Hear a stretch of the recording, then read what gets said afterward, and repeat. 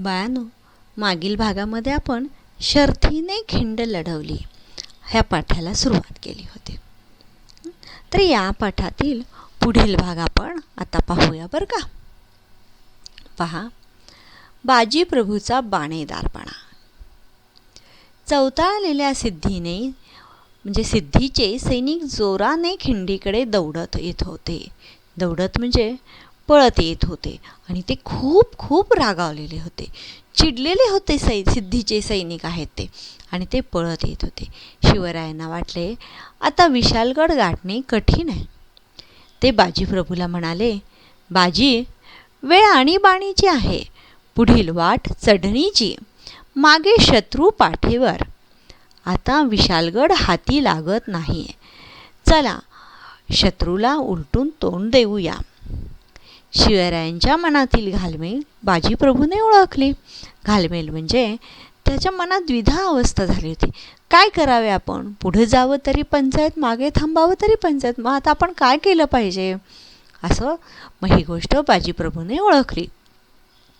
खिंडीच्या रोखाने शत्रू चवताळून येत होता.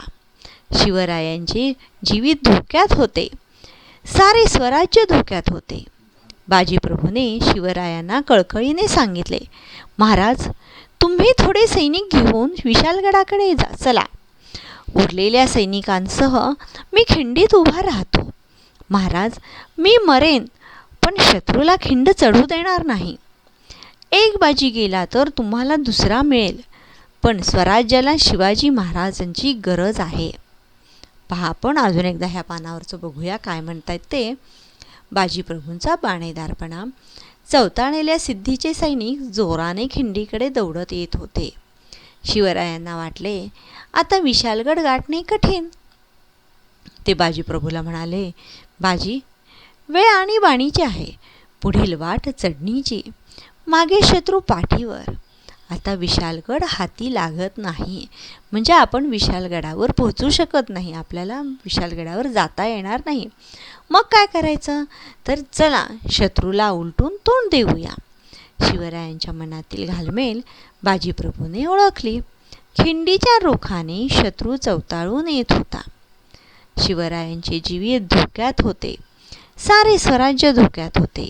बाजीप्रभूने शिवरायांना कळकळीने सांगितले, महाराज, तुम्ही थोडे सैनिक घेऊन विशालगडाकडे चला. उरलेल्या सैनिकांसह मी खिंडीत उभा राहतो. महाराज, मी मरेन, पण खिंड चढू देणार नाही. शत्रूला खिंड काही मी चढू देणार नाही. मी मरेन, पण शत्रू काही तुमच्यापर्यंत पोहोचू देणार नाही मी. एक बाजी गेला तर दुसरा मिळेल तुम्हाला, पण स्वराज्याला शिवाजी महाराजांची खूप गरज आहे. गनिमांची संख्या अफाट आहे. आपण थोडे आहोत. येथे आपला निभाव लागणार नाही. तुम्ही येथे थांबू नका. आम्ही खिंड रोखून धरतो. गनिमाला आम्ही येथेच थोपवून म्हणजे इथेच थांबवून धरूया. ह्या शत्रू सैन्याला आम्ही इथेच थांबवून धरतो. त्यांचे सैनिक खूप मोठा आहे, भरपूर आहे, आणि तिथे त्यांच्यात एवढ्या मोठ्या सैनिकांपुढं आपला निभाव लागणार नाही. आम्ही इथे थोपवून धरतो. हे सैनिक थांबवून धरतो. तुम्ही गडावर पोचेपर्यंत आम्ही येथे शत्रूला अडवून धरू. तुम्ही निर्धास्तपणे जा. तुम्ही इकडची काळजी करू नका. तुम्ही जावा. बाजीप्रभूची स्वामीभक्ती बघून शिवराय गहिवरले. बाजीसारखा मोहरा इरेला घालणे त्यांच्या जीवावर आले होते. पण त्यांना स्वराज्याचे ध्येय गाठायचे होते.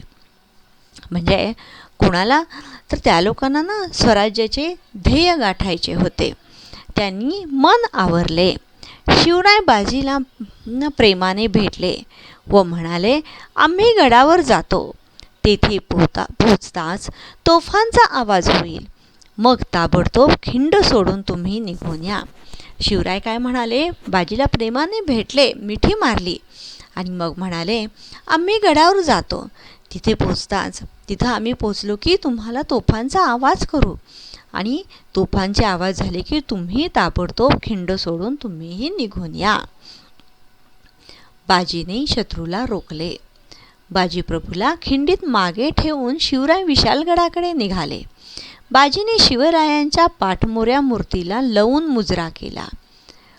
मग त्याने आपल्या हातात शमशेर घेतली आणि तो खिंडीच्या तोंडाशी उभा राहिला.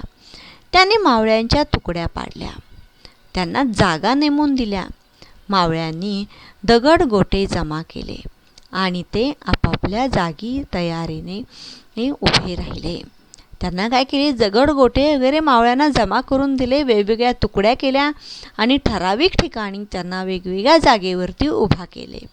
खिंडीच्या तोंडावर मावळ्यांची पोलादी फळी तयार झाली. इतक्यात शत्रूच्या युद्धगर्जना ऐकू आल्या. शत्रू खिंडीखाली आला होता.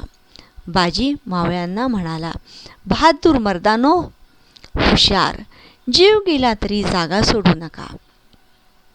गनिमांना खिंड चढू देऊ नका. बाजीप्रभू आणि त्यांचे मावळे खिंडीच्या तोंडाशी पाय रोवून उभे ठाकले. म्हणजे त्या खिंडीच्या तोंडाशीच ते पाय देऊन उभे राहिले होते. मग खिंडीतली वाट बिकट व नागमोडी होती. एका वेळी 3-4 माणसे कशीबशी वर चढू शकत होते.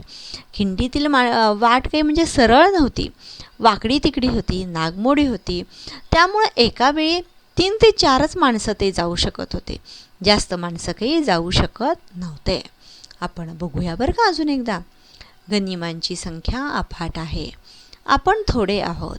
येथे आपला निभाव लागणार नाही. तुम्ही येथे थांबू नका.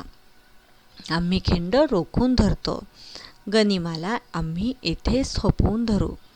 तुम्ही गडावर पोहोचेपर्यंत आम्ही येथे शत्रूला अडवून धरू. तुम्ही निर्धास्तपणे जा. बाजीप्रभूची स्वामीभक्ती बघून शिवराय गहिवरले. बाजीसारखा मोहरा इरेला घालणे त्यांच्या जीवावर आले होते. पण त्यांना स्वराज्याचे ध्येय गाठायचे होते. त्यांनी मन आवरले. शिवराय बाजीला प्रेमाने भेटले व म्हणाले, आम्ही गडावर जातो. तेथे पोचताच तोफांचे आवाज होतील. मग ताबडतोब खिंड सोडून तुम्ही निघून या. बाजीने शत्रूला रोखले. बाजीप्रभूला खिंडीत मागे ठेवून शिवराय विशालगडाकडे निघाले. बाजीने शिवरायांच्या पाठमोऱ्या मूर्तीला लवून मुजरा केला. मग त्याने आपल्या हातात शमशेर घेतली आणि तो खिंडीच्या तोंडाशी उभा राहिला. त्याने मावळ्यांच्या तुकड्या पाडल्या, त्यांना जागा नेमून दिल्या. मावळ्यांनी दगड गोटे जमा केले आणि ते आपापल्या जागी तयारीने उभे राहिले. खिंडीच्या तोंडावर मावळ्यांची पोलादी फळी तयार झाली. इतक्यात शत्रूच्या युद्धगर्जना ऐकू आल्या. शत्रू खिंडीखाली आला. बाजी मावळ्यांना म्हणाला, बहादूर मर्दानो, हुशार, जीव गेला तरी जागा सोडू नका. गनिमांना खिंड चढू देऊ नका. बाजीप्रभू आणि त्यांचे मावळे खिंडीच्या तोंडाशी पाय रोवून उभे ठाकले. खिंडीतली वाट बिकट व नागमोडी होती. एका वेळी 3-4 माणसे कशीबशी चढू शकत होती. बाळांनो, आपण आता इथे थांबूया. पण तुम्हाला एवढा शिकवलेला पाठ समजला का? आणि आज जे काही शिकवले की नाही त्याच्यावरती 15 प्रश्न आणि त्यांची उत्तरे तुम्ही लिहून काढायची आहेत. किती प्रश्न लिहायचे तुम्हाला? 15 प्रश्न लिहायचे. आपण आता इथे थांबूया बरं का.